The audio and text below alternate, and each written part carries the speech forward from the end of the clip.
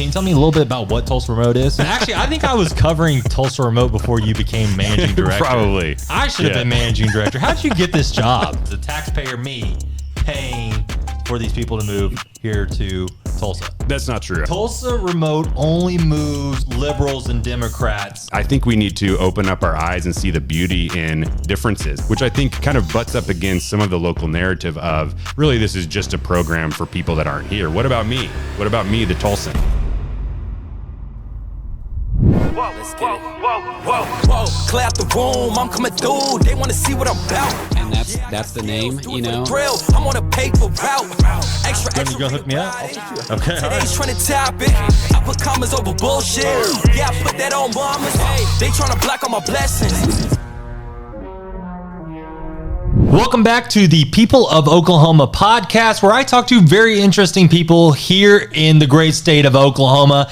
And the person that we have on the podcast today is what I like to think of the Tulsa version of Oprah. They're just passing $10,000 to everybody and anybody that is willing to move here to Tulsa. We have the managing director, Justin Harlan. What an honor. Remote. I've gotten a lot of intros. That might be the best one yet.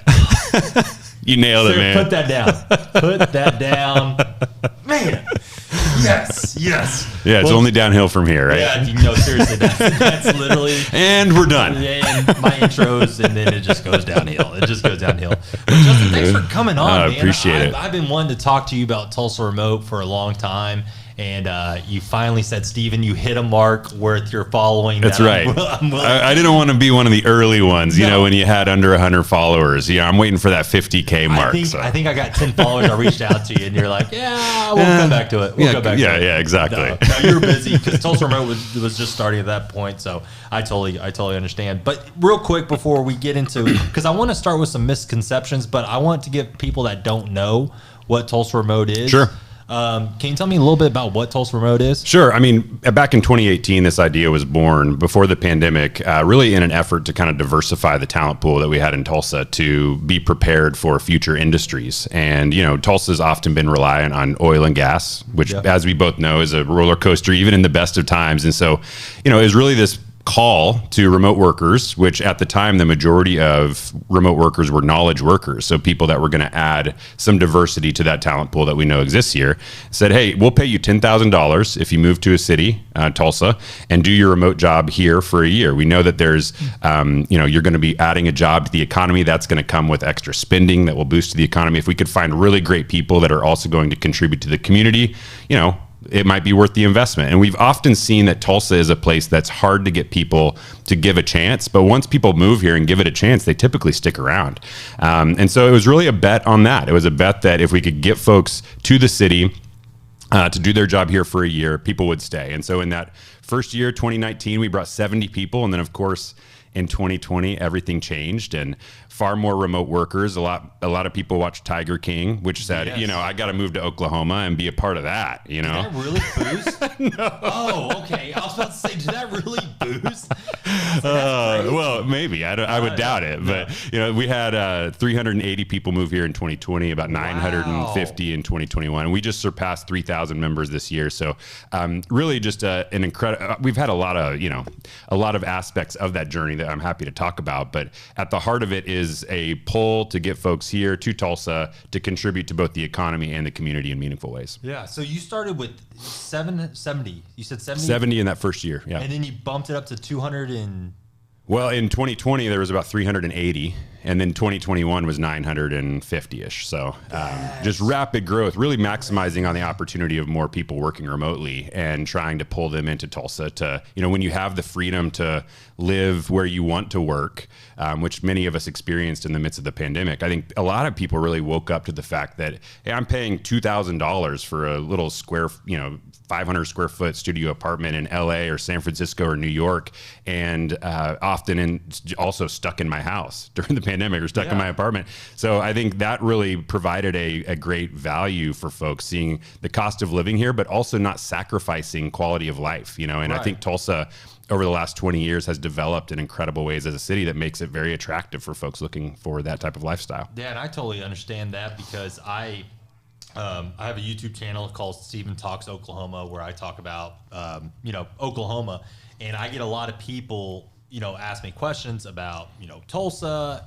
But I've also had people ask me questions on Tulsa Remote because I made some videos about Tulsa Remote because I think if you're looking to move somewhere in you're a remote worker, obviously look at Tulsa Remote. Yeah. But I had some questions that people asked me. Sure, let's hear it. Or even local people. Yeah. Actually, mostly local people that will see the video and they're, don't have the right facts. Okay. And I am a firm believer of being a fact checker. So I'm just going to go directly to the source. Okay, let's get to it. I'm on the hot seat. The first one, one of the comments I get is the taxpayer is footing the bill for the $10,000 to these remote workers. Is that true? Is the taxpayer, me, paying for these people to move here to Tulsa? That's not true. I mean, it's funded by the George Kaiser Family Foundation. So this is a privately funded program that also gets public partnership through a pay for success model with the state of Oklahoma, where if somebody that we recruit comes to Tulsa, sticks around for a couple of years, we can actually get the employer tax dollars that follow them to the state up to $10,000. So it's really, I think, a model that private and public partnership where you really want to see some of that come to life, where the private dollars from the George Kaiser Family Foundation took the risk, tried something new, and then now that we see it working, the state has come behind it and said, let's help other cities, other towns replicate this across the state in a way that, in some places that don't have the support of a family foundation like ours. So,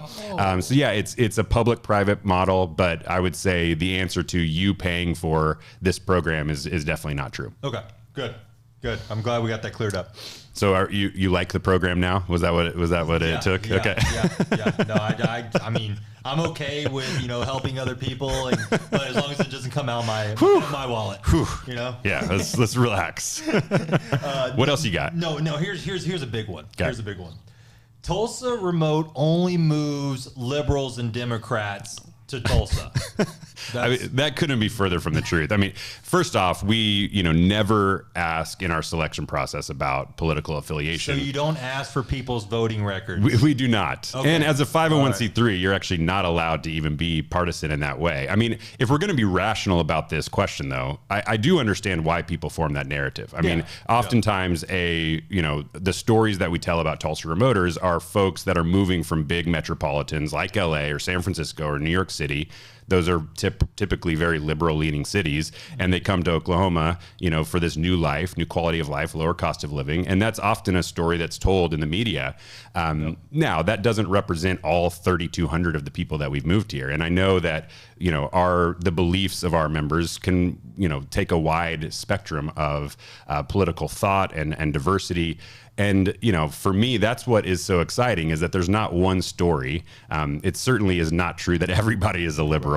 And I would actually say, to the folks that are commenting in that way, I would ask us to think a little bit bigger, because I think underneath comments like that or criticisms about the program is a tone of, in Tulsa, we don't want people that think differently than us. And it's almost like every Oklahoman has a shared value or belief system, and anyone who doesn't share that is not welcome here. And I just think that's a dangerous place to be. I mean, especially in our country that is in a very divisive moment. I think we need to open up our eyes and see the beauty in differences and be okay with welcoming folks in that might think differently than us, and not be scared by that, but really see it as an opportunity to build our own perspectives, to have some shared understanding, and not judge somebody simply based on what their political beliefs are. Right. No, and that's and I got that question, that one from I interviewed two people that went through the Tulsa Remote Program. Yeah. They're a couple of clients of mine that I helped move down here, and I interviewed them, and my client had long hair, he looks like a little surfer guy from California, and he was from California. But someone in the comments said, "Oh, you're just moving all these, liberals here to Oklahoma." Yeah. And I was like, dude, you don't even know this guy's actually conservative. Right. But we didn't talk about that. But we're talking about other things. And, well, I mean, it doesn't always have to be about politics. And so I was like, all right, I'm going to bring this question up to Justin. Sure, I'm glad you did. I think it's a big misconception for sure. Yeah.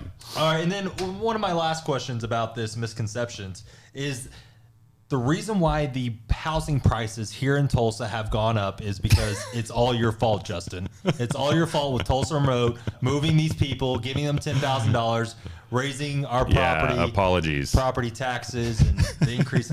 Why is Tulsa Remote doing this to Tulsa? Well, the property you're values? a realtor, so you could probably speak to this better than I can. But I mean, you know, to say that we haven't played a role would be naive. I mean, anybody who's bought a house in Tulsa over the last 5 years has certainly played a role. I mean, it's all a demand and supply equation, right? And increased demand means prices are going to go up. Yeah. Now, that being said, we can't ignore the fact that this is a national trend. There's a lot of variables. Just about everywhere has gotten more expensive. Tulsa remains one of the most affordable places in the country. And every list that any sort of realtor site puts out there acknowledges that. Tulsa is one of the most affordable big cities that you can choose to live in. It's a great place to buy a house. And it still remains a storyline for our program. People are attracted to the affordability of this place. You know, and I think something we have to also be okay with is the fact that Tulsa is becoming a better place to live. Yeah. And that is not just because of Tulsa Remote. And people are moving here from all over the country because it's simply cooler. Like, it's a much different city than it was when I moved here 20 years ago.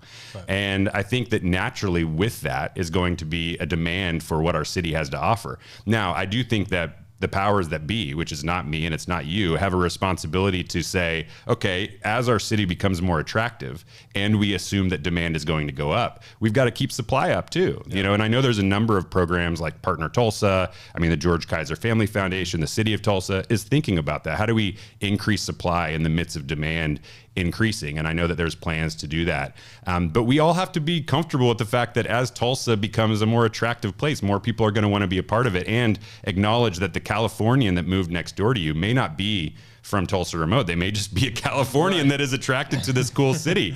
And, you know, I think that, again, kind of pointing to Tulsa Remote, which is often, you know, I understand it in a rational way, that it's a program that is recognizable, that is often in the media. The stories are often being told, and it's easy to say that's the issue, but there's a number of national issues that have caused this housing crisis for us across the country, and Tulsa's not immune to it. Yeah. My standpoint on it is no, it doesn't. Like, Tulsa Remote, if it did have an increase in home values, it is so small that you won't even recognize it. And the reason why is Tulsa before COVID was already considered a undervalued market. Yeah. Before COVID, a very, very undervalued market, like compared to the rest of the nation. Yeah. And then COVID happened. You saw an increase in houses 20-30% across the country. Right. Not just Tulsa, across the country. And Tulsa had a little bit more because we were already considered a undervalued market. Sure. And then, so there goes that one. There's one point of it. And then the second point of it is, you said how many people moved in 2021 or 2020? How many people? 380. Moved? And how many of those people bought houses? It's usually about 20%. 20%. So this year so far, I mean, in this market, only 40 people have bought a home this year, and we're in August. Okay, so let's say this year, 40 people bought a house across Tulsa. Across Tulsa. Across Tulsa. Yeah. So you're saying 40 people can change the way our market, so it's a drop. Yeah. It's a drop. A little drop. Yeah. A little drop in a big ocean. Yeah. So the Tulsa Remote, even though it's great, love people buying, it has not really affected the way our valuation of our homes. No, but I don't mind the question. I mean, and I think it's something that we care about too. Yeah. You know, like when we built up this program, we think about ways that are within our control to do our part to ensure people are buying responsibly. Every realtor or lender that we connect directly to a person in our program to help support with a mortgage or finding a home goes through a crash course, a 5-session, course on the role that housing plays in creating an equitable city, and the self-awareness that you can build up as a realtor or lender for that equity and that pursuit of equity that we have at the foundation and within Tulsa Remote. As somebody considers whether they want to buy a home, we tell them tangible ways that they can ensure that they are doing that in a way that supports equity across the city. We also have a number of resources in place that ensures that people have the information they need to do that wisely. And for us, it's really about ensuring that everybody's informed and knows the role that they play, and then we trust that they, as adults, are going to make that decision. And we also ensure that no one can make revenue off their home in their year in the program, because we don't want it to become something where people are just coming in from very expensive cities and purchasing a bunch of homes and renting them out. That's another place where we have control. And if we catch people doing that, we take it really seriously. So, for us, it's what's within our control as a program, and then also just being comfortable with Tulsa becoming a place that people want to be. And I think we need to embrace that and be proud of the fact that our city has evolved. Yeah, no, definitely. So, yeah, thank you for all right, I'm off the hot seat, huh? Yeah, all right, fact checking and debunking all of those hard questions. I can't wait to see the comment section on this one. No, dude, it's gonna be great. It's gonna be great. I'm gonna lead it off with that liberal question. That's gonna get a lot of views. All right. I'm all about the views. So Justin, how did you get in this position of managing director, and what is that? Yeah, well, so I started my career. I moved down to Tulsa to go to TU. I've been here since 2004. Started my career in education, so I helped start the region for Teach for America here in Tulsa. Was there about 7.5 years, and then most recently led Reading Partners, which is a volunteer-based tutoring literacy program where I pair up an adult with a child. Got through COVID there, April of 2021, really was kind of seeking out something outside of education. I love the phase of an organization that is like, we have a good idea and something is working, and we really need someone to come in and create systems that help it scale responsibly. And that's exactly where Tulsa Remote was in 2021 when I joined the team, having just come out of the pandemic in the midst of that rapid growth, but still a very small team, almost kind of startup mentality. Everybody was doing a little bit of everything, and was really excited about the opportunity to contribute to the city in different ways outside of education, but also help the organization grow responsibly, which has been a lot of fun. Yeah. Yeah. So you basically help. Are you like the top person at Tulsa Remote, or are you like? I am. Yeah. Leadership. How's that? Yeah. I guess you could say that. Yeah. We've got a team of about 30 folks. Everybody. 30 people. Yeah. Everybody has an important job. Whether it's just getting the word out about Tulsa that causes folks to apply, reviewing those applications, and doing the interviews, and then welcoming people once they're on the ground here, and then of course operations behind the scenes. Everybody's got an important role. I try to do my part to lead, and doing stuff like this, often kind of a mouthpiece for the program, and both in Tulsa and across the world, which has been fun. Because I saw. When did you go to Canada? Didn't you go to Canada? Canada was last summer. Yeah, been to Canada. Yeah, I know. It's crazy, I right? gotta talk to you more. Been to Lisbon a couple times, which has been a lot of fun. They had the biggest remote work conference in the world there in April. Got to go and talk to folks about Tulsa in Lisbon, which was crazy because there was, somebody showed up to my session, posted about Tulsa Remote on Instagram, tagged us, and she had come from Italy and was saying that this was the session she was looking forward to the most out of the whole conference. So somebody from Italy coming to my session in Lisbon to hear about Tulsa. It's just, move? No, she wasn't necessarily interested in moving, but more about just learning how that economic development strategy could support the town that she was in Italy. So, the ways in which this program has helped people see the beauty of this place is really something that we don't take lightly. So how did it start up? Like what was the birth idea of this Tulsa Remote? Like how did it come to? Yeah, well, honestly, a lot of it was even in programs like Teach for America, where I started my career, we had really hard times getting people to come and do their 2-year commitment in Tulsa. But once people were here, we had some of the highest retention rates.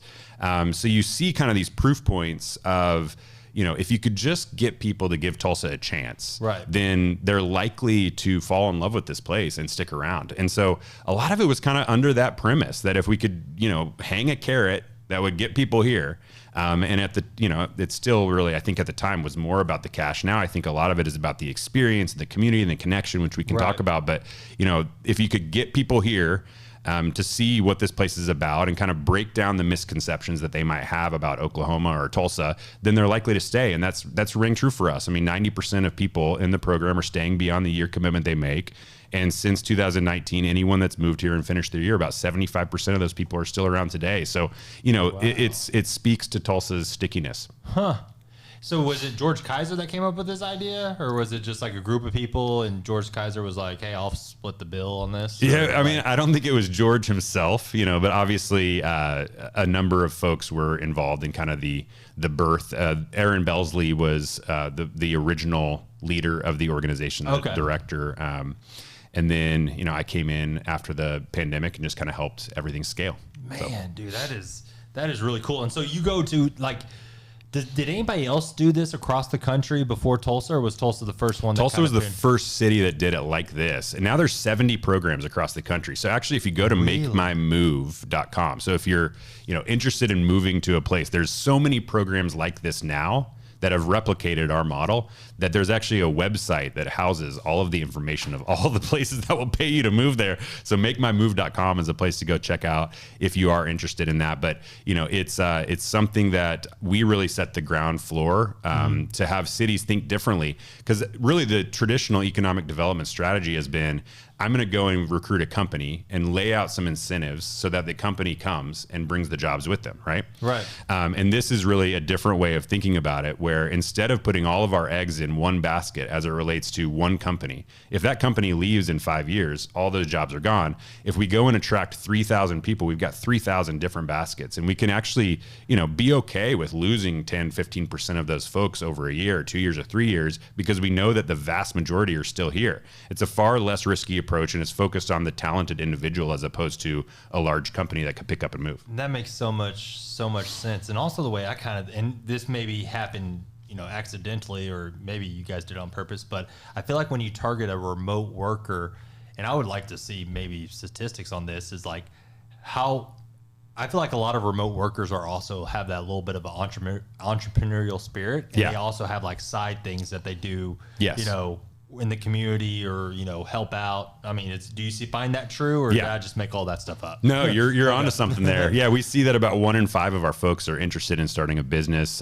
There's a really cool story. Even just this past weekend, there's a sourdough bakery downtown that opened up right by the tavern. A guy named Lawrence that we paid to move here has had a full-time remote job, but started making sourdough with his wife, and now they have a business and they're starting a family, and they have really leaned into all that Tulsa has to offer.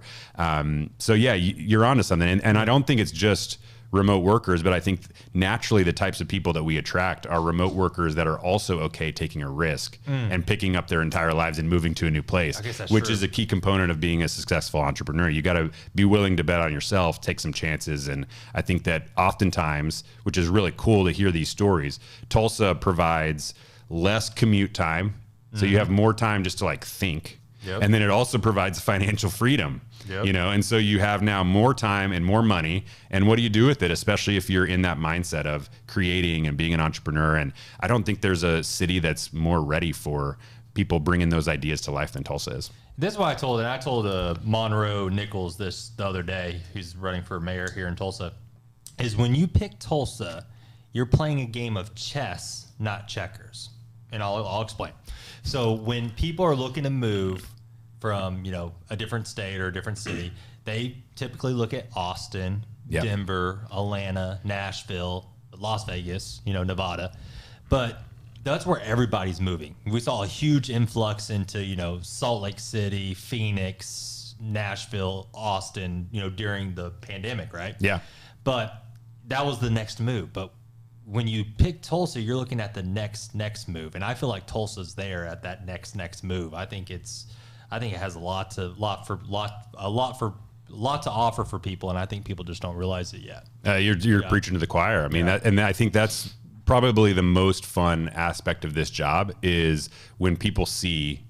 They hear it, and I'm paid to say it, but when they feel it and they see it, and they experience Tulsa, it's like, oh wow. Yeah, you guys aren't lying. And I mean, it's we really try not to sugarcoat the experience, because I don't think you have to. I mean, last year there were 7 James Beard nominations in Tulsa. I love food. I don't know about you, but I love food. What's James Beard? It's like the peak of restaurants, the award that people can get. It's like the highest of highs.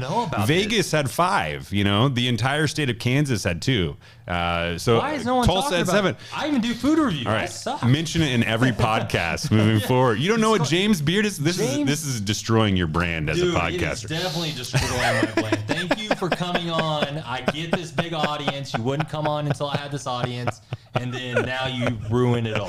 So we're crushing it in food, which, by the way, like, it's not going to be the burger shops that I've seen your content. I go to the whole you may box, be in the man. right. Yeah. Which you have great content. I love it. Thanks. But there, music, Canes and the BOK Center. I mean, then we haven't even talked about the gathering place, the outdoor amenities.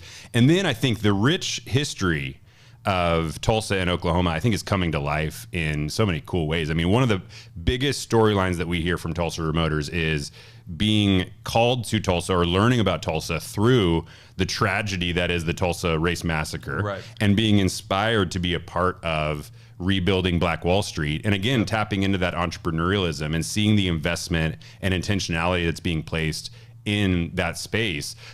People feel called to that. And I think it's something that we as a city are starting to, not just wipe under the rug and ignore, but talk about freely as a point to bring back that inspiring aspect of our rich history as a city. And people feel called to that. And it's a consistent storyline through Tulsa Remote for sure. Yeah. So going back to like people coming into Tulsa, so you said, what is the percentage that people leave after or stay after their first year? 90%. 90%. And you said it was 75% of anyone who is done with their year is still here today. Wow. Yeah. That's crazy. It's exceeded expectations. I mean, we believed at our core that if we could get people here, they'd stay. Yeah. But people are staying even longer than we, initially thought. Yeah, but you guys are also doing things like, you're not just saying, "Hey, $10,000 no. come in, No. and we'll let Tulsa." I mean, you guys are actually doing stuff to help out outside of the $10,000. The $10,000, the $10,000 gets people's attention. I mean, it's a headline, and I think that it often is maybe what pulls someone in to read the article or click the social ad. But at the end of the day, that's really just paying for your moving costs. And you got to know that on the other side of that move is something that's better than what you're getting. Right. We place a lot of focus on community.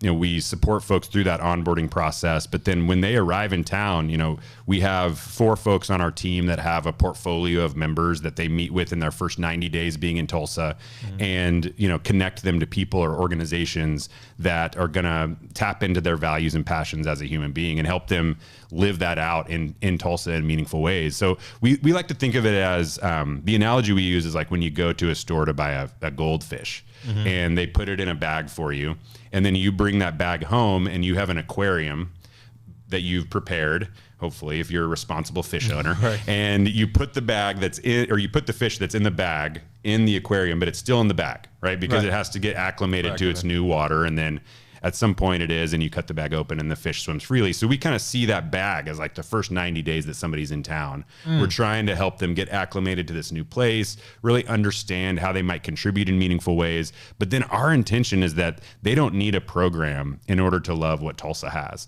And if we do our job early on, they can kind of swim freely across the city, make those connections. And our hope is that as folks are meeting Tulsa Remoters, it doesn't become about a program. It's just a really cool person that has, taken a chance on this city and is contributing in meaningful ways. Yeah.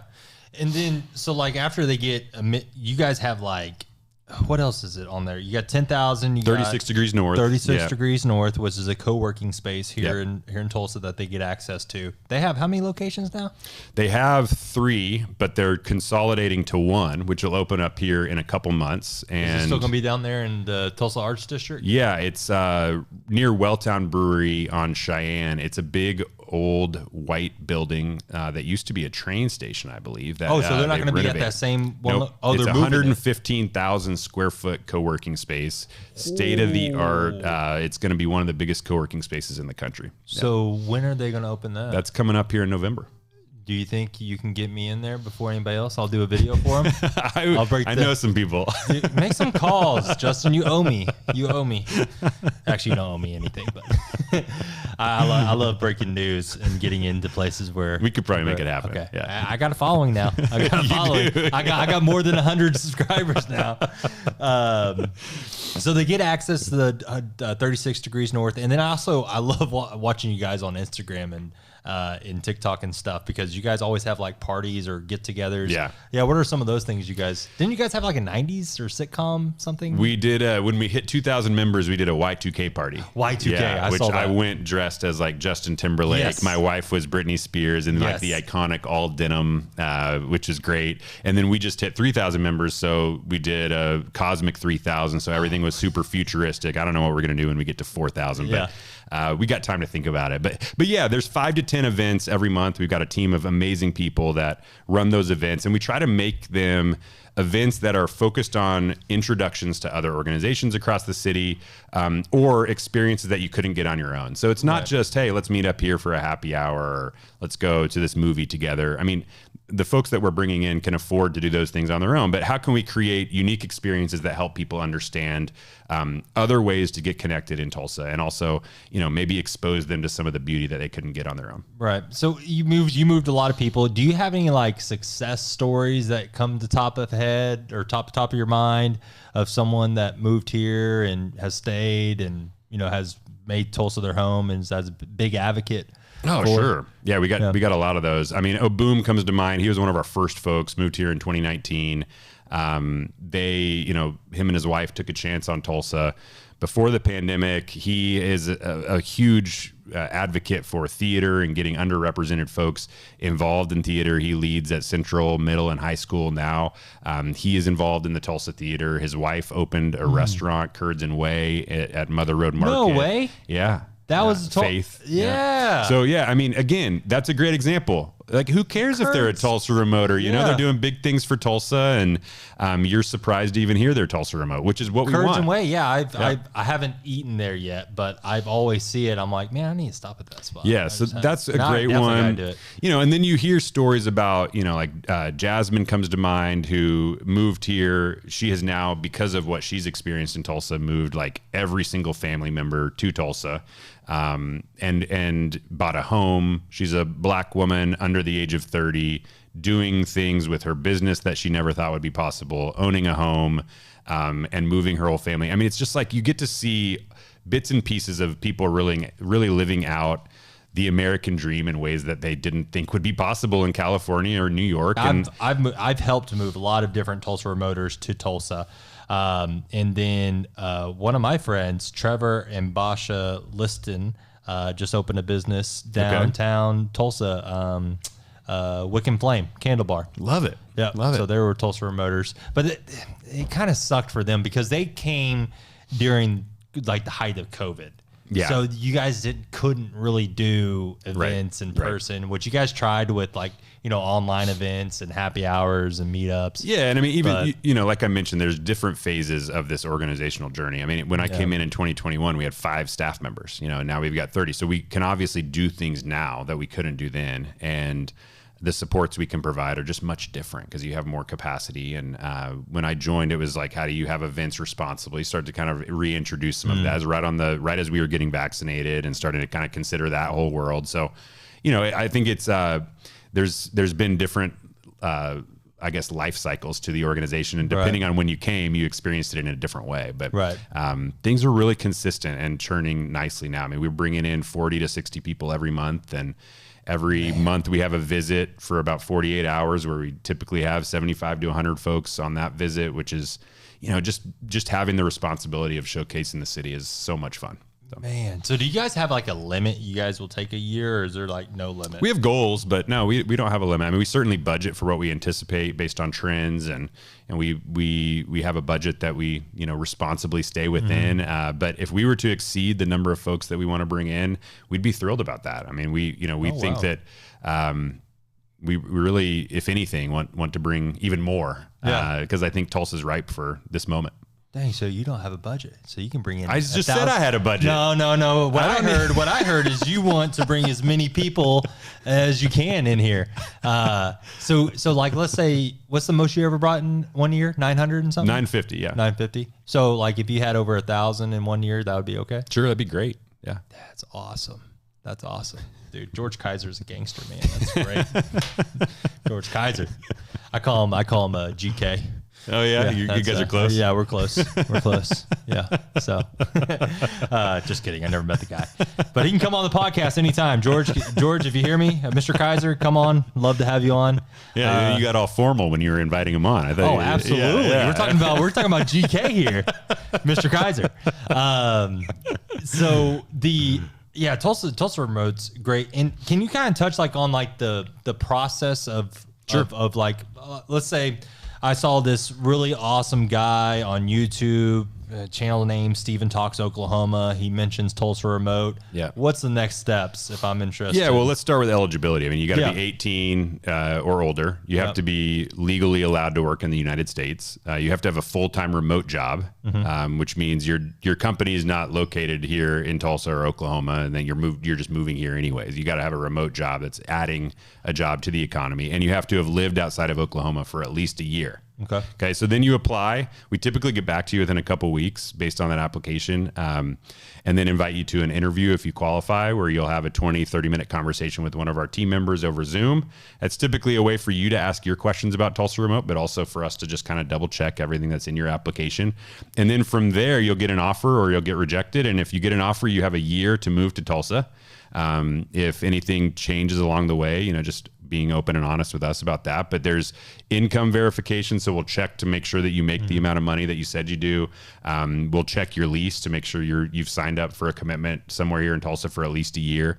And then we start that onboarding process of welcoming you in. And you start your year when you do an orientation, and you have to be in Tulsa to do that orientation. So it's really just kind of planning out, from that acceptance, how quickly do you want to move and get signed up for that orientation, and then all of those benefits start to kick in after that orientation. Yeah, that's what I've heard a lot about. A lot of people that went through the application, they were like, "That's it." Yeah, it's very easy, and usually you find out, and that's for me. One thing that I think is especially important for your audience is because of the stewardship that we want to give to the foundation and the ways in which we want to use the money responsibly. Like, we're really not looking to pay people that are moving here anyway. Yeah. So if you're in contracts with a realtor already, or you see this house that you definitely want to buy, and then you so happen to talk to Steven, and Steven says, "Oh, you should apply to Tulsa Remote." We're really not looking to pay folks that are just like on their way here. We like the money to be used in ways that are like going to put somebody over the edge and say, Tulsa's a place that I want to contribute, not just a free pass to pay for your moving costs on the way into town. And so that's another big one. We have a great team of folks that will dig into kind of the timeline of events, and did you apply before you started talking to that realtor, and we can kind of put those pieces together. But I just ask folks to help us be good stewards of that money too. Yeah. Right, absolutely. Yeah, and also I have videos out there about Tulsa Remote, so still call them if you see that video. You haven't talked to me, you can still go talk to them. Yeah, and TulsaRemote.com, you can get a lot of info there. Social media, we run some great social media platforms. And then info@TulsaRemote.com is a great place to send any questions. We're happy to help. Right, awesome. And then there's two ways you can get the 10K. Is there still two ways? There are, yeah. There's still two ways. So the first way, and can you break down that? Well, let's hear you do it. You want me to do it? Yeah, let's go. All right. This is a little Mythbuster for you. Yeah. All right. So this is how Tulsa Remote is broken down. So you have two ways. The first way is probably the more traditional way of you don't know if Tulsa's the right fit and you want to test it out for a year. So you want to rent for your first year, which is totally fine. Crushing it so far. It's totally fine. Yeah. What we're going to do is we're going to give you a $2,500 bonus at the very get-go to help you with the moving costs of getting you U-Haul, pods, boxes, get you down here, get you set up, $2,500. After that, we'll give you a $500 stipend. That will go over 12 months. After that, we're going to give you a big pat on the back, and we're going to give you a $1,500 bonus at the very end. So basically saying thank you for your year, and we hope you stay after that. All right, what's the other alternative? The other alternative is if you want to pull the trigger and buy a house. You want to buy a house? Know a guy. You can do, basically you can buy a house right off the bat and get your $10,000 not up front. What you have to do is you have to find a house. So actually, first off, you got to get accepted to the program before you start searching for houses, because we're not just giving out 10K to anybody. Thank you. Yeah, we want people, that this will set them over the edge. Yep. So you have to, after you get accepted into the program, you go search for houses with a realtor that that knows what they're doing, and also that works well with Tulsa Remote. Yep. Like Justin said, they have a process. Yep. Helping realtors understand the program a little bit better.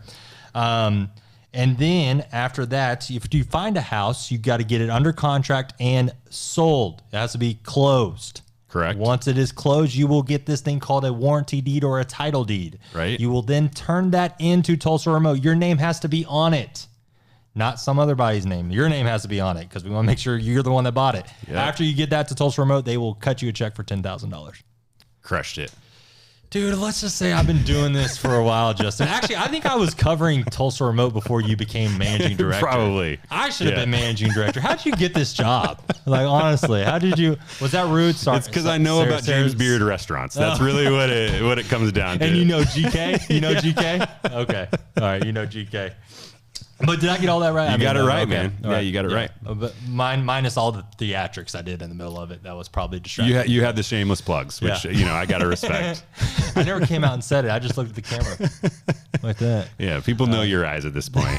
I haven't even looked at the camera yet. Yeah, I know. It's okay. I'll give you some opportunities to look at the camera.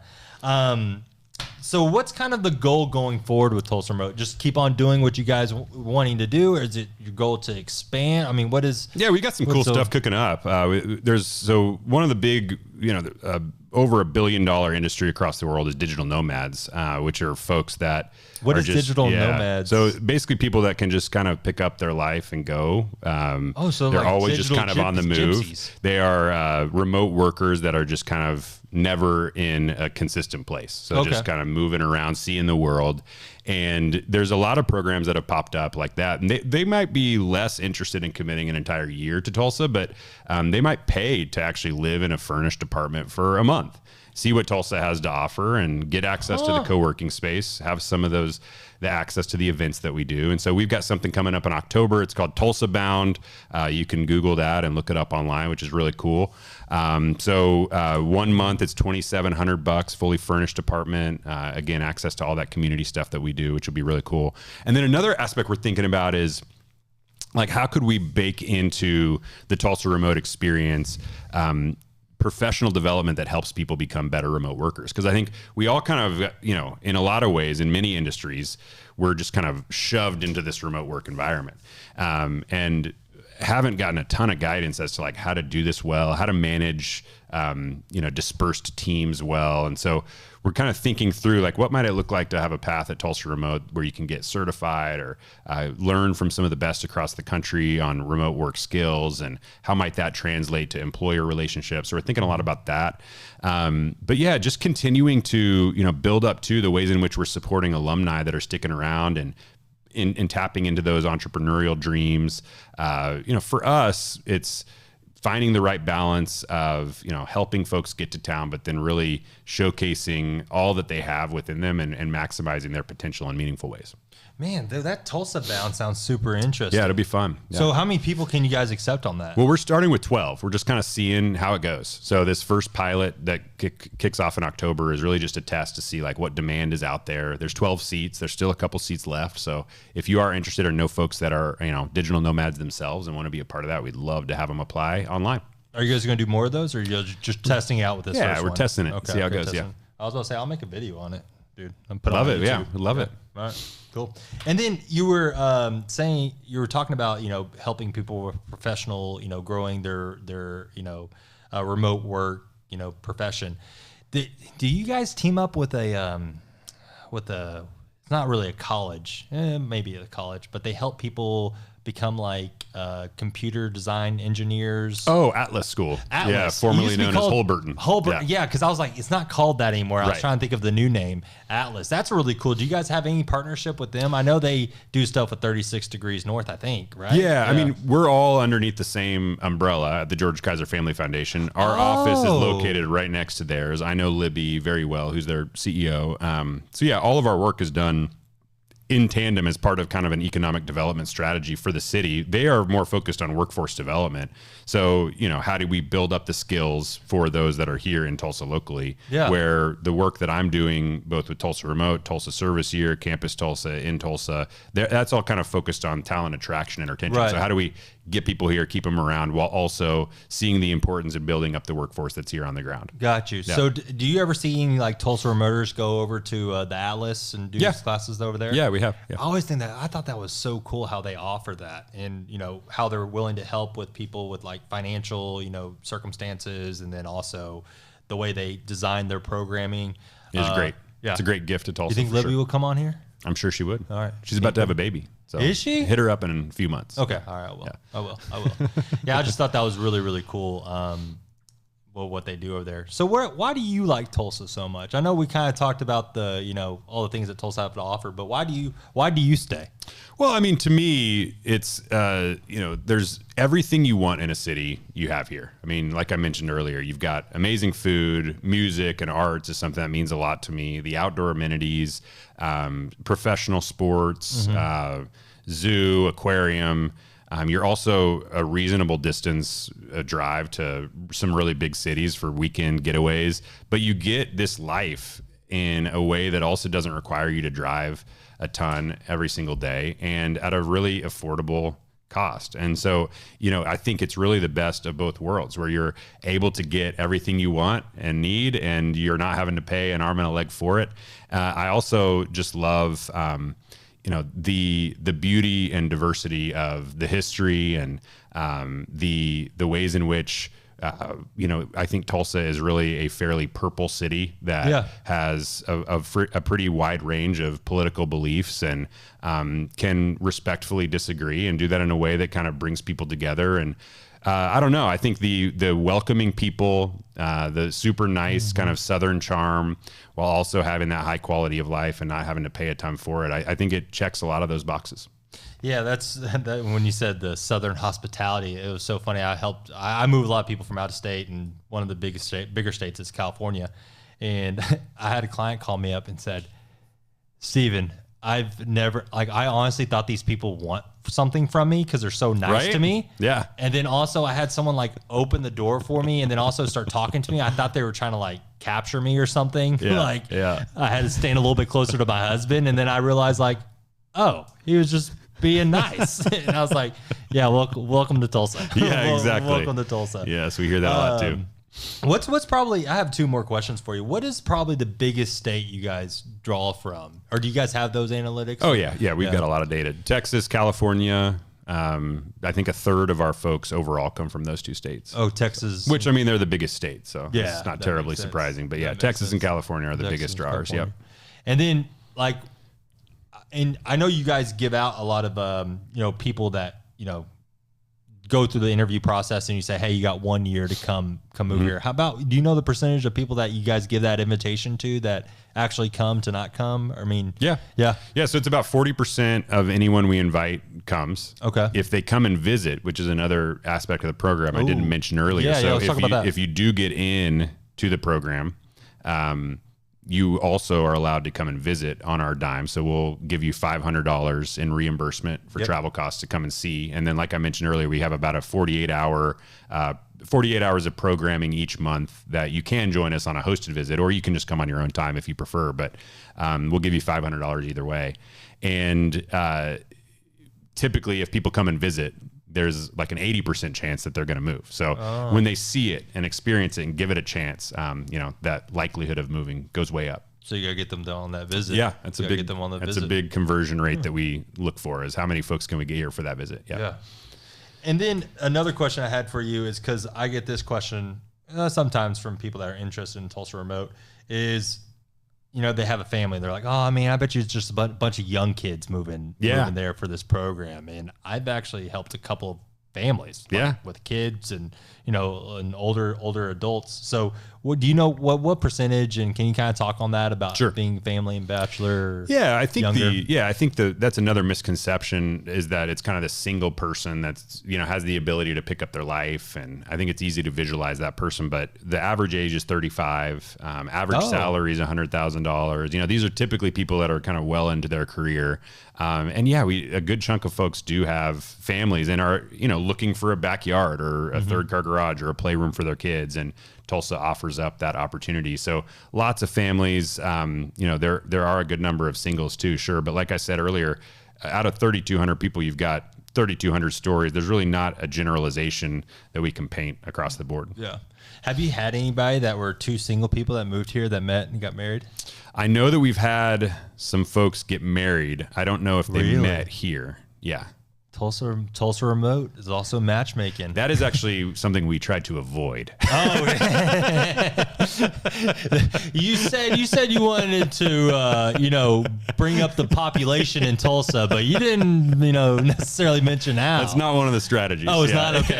I was just wondering. Yeah, worth a shot. Worth a shot. One of the other things we hear that I know we're kind of running out of time, but just wanted to touch on is if the $10,000 is paying dividends, and every year we do an economic impact report. Yeah. We know based on the last year's numbers that the $10,000 we spent has been returned to the city 13-1. There's been about $500 million in direct labor income that was added to the city through the people that we brought in. There's $6 million in taxes that have gone to the state and city. And one of the coolest things, I think, especially for a local audience, is, when you bring in a bunch of people, instead of focusing on some of the bad that might come with that kind of mass migration, it also opens up so many opportunities at a local labor level. So you have more people that are spending money at bars or restaurants or coffee shops, more people that are getting hotel rooms or going to the to the music venues for tickets.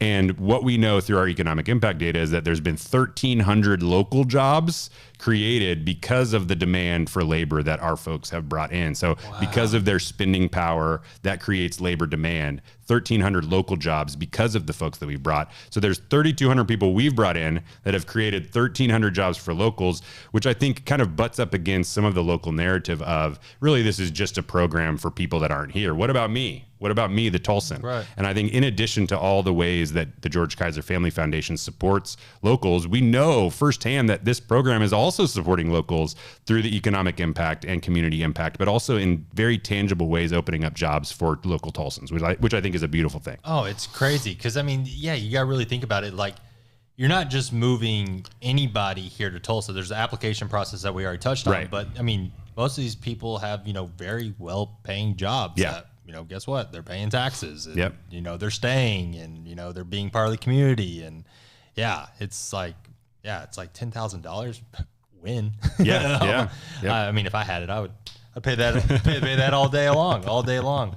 So where are some ways people can find you or Tulsa Remote and find that process? Yeah, I'm online. LinkedIn is a great place. I guess this is a time I could look at the camera. Feel free to add me on LinkedIn. TulsaRemote.com is a great place for learning more about the program and our eligibility requirements. Like I mentioned, social media is an awesome spot just to check out not only what's going on within the program, but I think we do a great job of just highlighting everything that Tulsa has to offer, because really that's our product, in so many ways is the city.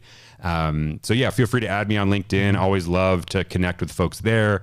And then info@tulsaremote.com if you have any questions. And we actually just launched a podcast yesterday. So what?